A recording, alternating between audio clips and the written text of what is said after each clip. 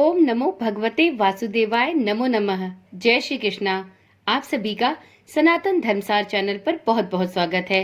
मित्रों, आज की वीडियो में हम जानेंगे कि इस माह परिवर्तनी एकादशी किस दिन पड़ रही है। साथ में आज की वीडियो में ये भी जानेंगे कि इस दिन विष्णु भगवान की पूजा का शुभ मुहूर्त क्या होगा। अगले दिन यानी द्वादशी तिथि को पारण का समय क्या होने वाला है। साथ में ये भी जानेंगे कि परिवर्तनी एकादशी का क्या महत्व है। जैसा कि आप सभी जानते होंगे, परिवर्तनी एकादशी भादो शुक्ल माह की वह एकादशी तिथि है जिस दिन विष्णु भगवान अपनी योग निद्रा में होते हुए करवट लेते हैं। तो चलिए देर किस बात की, वीडियो को प्रारंभ करते हैं। मित्रों, हिंदू धर्म में परिवर्तनी एकादशी का विशेष महत्व है। ऐसी मान्यता है कि इस दिन विष्णु जी योग निद्रा में करवट लेते हैं। परिवर्तनी एकादशी भाद्रपद मास के शुक्ल पक्ष की एकादशी को पड़ती है। हिंदू धर्म में इस एकादशी का विशेष महत्व है। इसे पद्म एकादशी, जल झुलनी एकादशी के नाम से भी जाना जाता है। चतुर्मास के दौरान भगवान विष्णु क्षीर सागर में योग निद्रा में चले जाते हैं। इस दौरान सृष्टि के संचार का कार्य भगवान शिव को सौंप जाते हैं।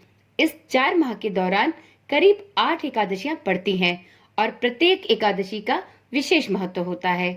परिवर्तनी एकादशी की बात करें तो इस दौरान भगवान विष्णु योग निद्रा में करवट बदलते हैं। इसी कारण इस एकादशी को परिवर्तनी एकादशी के नाम से जाना जाता है। ये भाद्रपद की अंतिम एकादशी होती है। चलिए अब जान लेते हैं परिवर्तनी एकादशी की तिथि क्या होने वाली है, साथ में इस दिन पूजा का शुभ मुहूर्त क्या होगा। तो मित्रों, हिंदू पंचांग के अनुसार इस वर्ष भाद्रपद माह के शुक्ल पक्ष की एकादशी तिथि 13 सितंबर शुक्रवार को रात 10:30 से आरंभ हो रही है, जो कि 14 सितंबर शनिवार को रात 8:41 पर समाप्त होगी। उदया तिथि के अनुसार परिवर्तनी एकादशी का व्रत 14 सितंबर शनिवार को रखा जाएगा।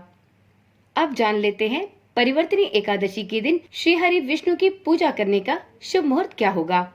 हिंदू पंचांग के अनुसार भाद्रपद मास के शुक्ल पक्ष की एकादशी तिथि 14 सितंबर 2024 को रात 8:41 तक रहेगी।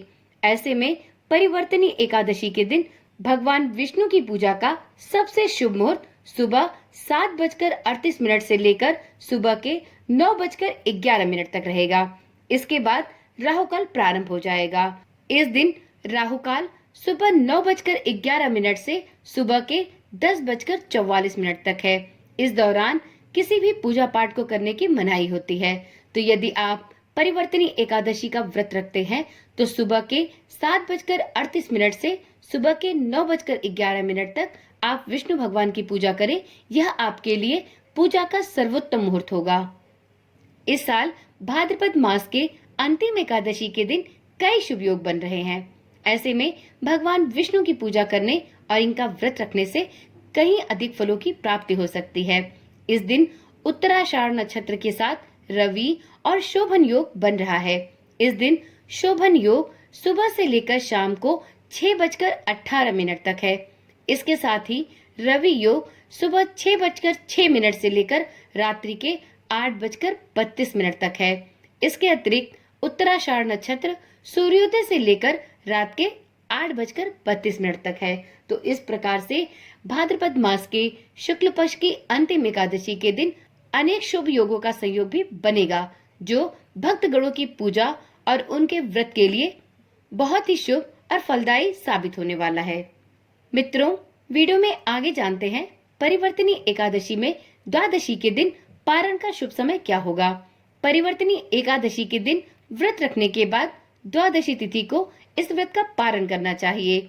हिंदू पंचांग के अनुसार व्रत का पारण 15 सितंबर को सुबह 6:06 से सुबह के 8:34 तक है। इसके साथ ही इस दिन द्वादशी तिथि का समापन शाम को 6:12 पर होगा।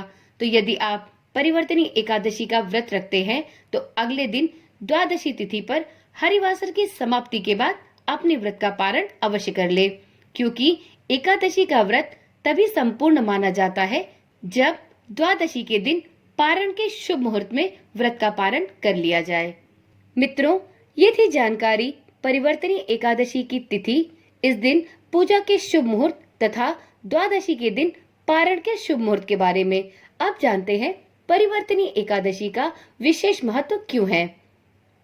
हिंदू धर्म में परिवर्तनी एकादशी का विशेष महत्व है।